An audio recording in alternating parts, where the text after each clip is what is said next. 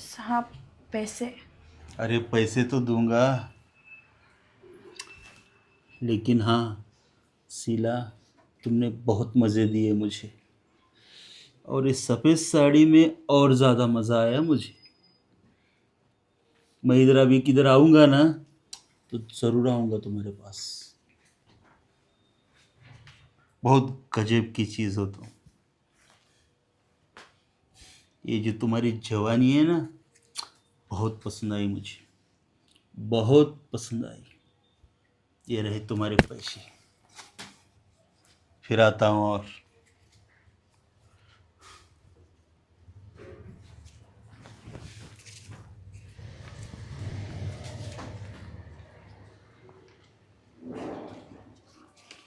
आइए साहब, बैठिए।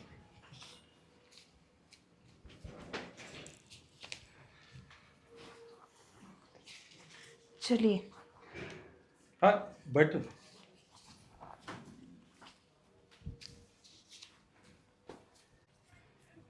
साहब, 10,000 रुपये लेगी मैं रात के। 10,000? अच्छा, मतलब पूरी रात के 10,000?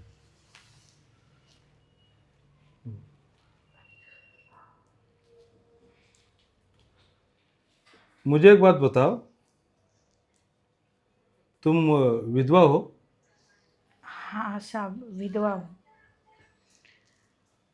1 साल हो गया अभी मेरे पति को गुजरे हुए। अच्छा, फिर तुमने ये साड़ी क्यों नहीं उतारी?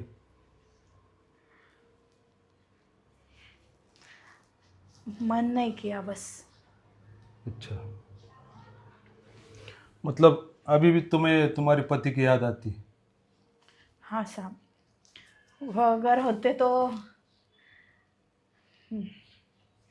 क्या ही बताऊँ आपको। वो अगर होते तो मुझे यह सब कभी नहीं करने देते, और कभी करती नहीं मैं। बहुत हंसी खुशी से रहते उनके साथ, बहुत अच्छे थे वो। मतलब ज़्यादा अमीर नहीं थे, सीधी सादी ज़िंदगी थी हमारी, पर वो बहुत खुशी से रखते थे मुझे। अच्छा,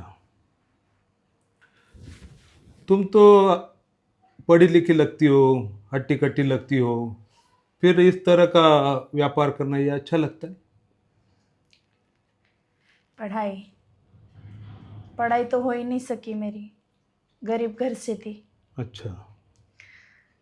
मुझे कुछ आता भी नहीं है घर संभालने के अलावा।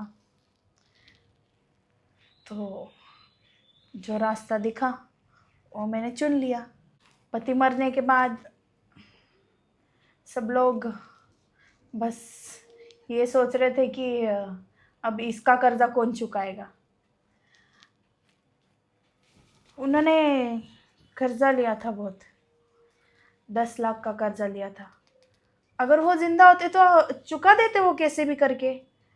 फिर अभी वो नहीं है तो मैं चुका रही हूँ उनका कर्जा, पैसे जोड़ जोड़ कर। और मुझे इसके अलावा कुछ आता भी नहीं है। मैं बस पहले से ही घर संभालती आई हूँ।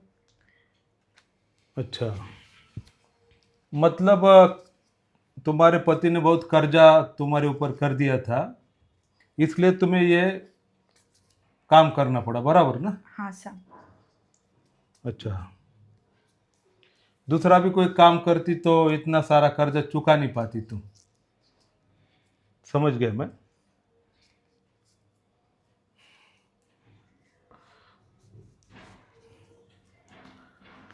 तो छोड़िए ना साहब वो सब, आप चलिए अंदर। अच्छा अच्छा, अंदर जाना है? चलो अंदर जाते हैं।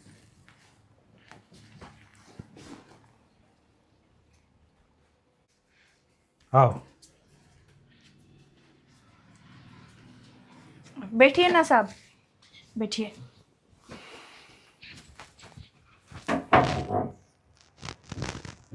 अरे ठहरो ठहरो ठहरो, कुछ मत करो। देखो, मैं शौकीन जरूर हूँ, लेकिन आज तुम्हारे साथ मैं किसी भी प्रकार का संबंध बनाने वाला नहीं हूँ। क्यों साहब, कोई गलती हो गई मुझसे? वो सब बातें सब मैंने ऐसे ही कह दी मुझे। नहीं नहीं, तुमने जो कहा वो सच था, और तुमने जो तुम्हारी मजबूरी बताई वो भी मुझे अच्छा लगा। कोई भी आदमी मजबूरी के कारण ही ये सब कुछ करता है। देखो, तुम्हारी हालत देखकर मुझे बहुत बुरा लगा, इसलिए मैंने एक निर्णय लिया है, मैं तुम्हें कुछ मदद करूं।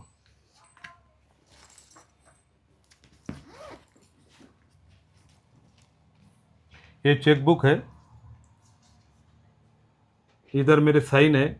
तुमको जो भी अमाउंट चाहिए वो डाल दो, और जितने भी पैसे चाहिए उतने बैंक से निकाल लो। नहीं नहीं साहब, इसकी ज़रूरत नहीं है। आप जो करने आए वो कर लीजिए। फिर देखो, मैं तुम्हें मदद कर रहा हूँ, तुम तुम्हारे पाँव पर खड़ी हो गई, आगे चलकर दूसरी शादी कर सकती हो, नई जिंदगी जी सकती हो।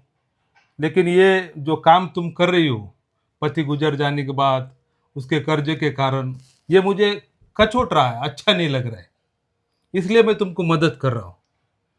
आगे चलकर तुम्हारे पास पैसे आ गए तो तुम मुझे वापस भी दे सकती हो, लेकिन मुझे ऐसा लगता है कि तुम ये धंधा मत करो। आज तक साहब इतने सारे लोग आए, बस अपना काम कर लिया और मुंह पर पैसे फेंक कर चले गए। पर आप ऐसे पहले आदमी हो जिन्होंने मेरे बारे में सोचा, मेरी मजबूरी के बारे में सोचा, और फिर मदद की आपने मेरी। मुझे किसी की ऐसी मजबूरी सुनकर मदद करने की आदत है, उसका फायदा उठाना मेरी आदत नहीं। आप जैसी आदत सब लोगों को हो। सब एक दूसरे की मजबूरी के बारे में, अ, पर परेशानी के बारे में सोचे समझे और उस पे सबका ध्यान रखे, ऐसे लोग बहुत कम मिलते हैं साहब। बराबर है। ठीक है, फिर मैं चलता हूँ। हाँ, लेकिन इसके बाद तुमको कुछ ऐसे काम नहीं करने। नहीं साहब, हाँ, आपने मेरी इतनी बड़ी मदद कर दी, इसके बाद कभी मैं ऐसा काम नहीं करूँगी। दुनिया इतनी मतलब गिरी हुई है, वो विधवा औरत को भी नहीं छोड़ते, उसकी मजबूरी भी नहीं देखते, कुछ नहीं, पूरा उनका दिल पत्थर का हो गया है। समझ गए क्या? लेकिन मैं थोड़ा सा भावुक हूँ, इमोशनल आदमी हूँ, मैं ये देख नहीं पाता। समझ गए आप? एक इंसान है, विधवा भी एक इंसान है, उसे भी जीने का अधिकार है, दूसरी शादी करने का अधिकार है।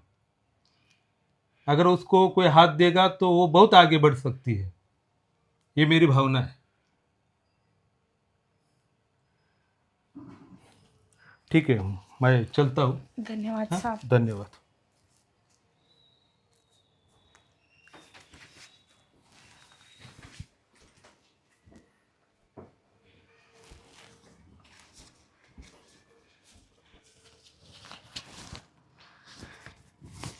ये साहब बहुत अच्छे थे, इन्होंने मेरी इतनी मदद की। सब काम छोड़ दूंगी। अगर ये साहब मेरी मदद नहीं करते, जिंदगी भर मैं यही करती रहती और सबका कर्जा ही चुकाती रहती।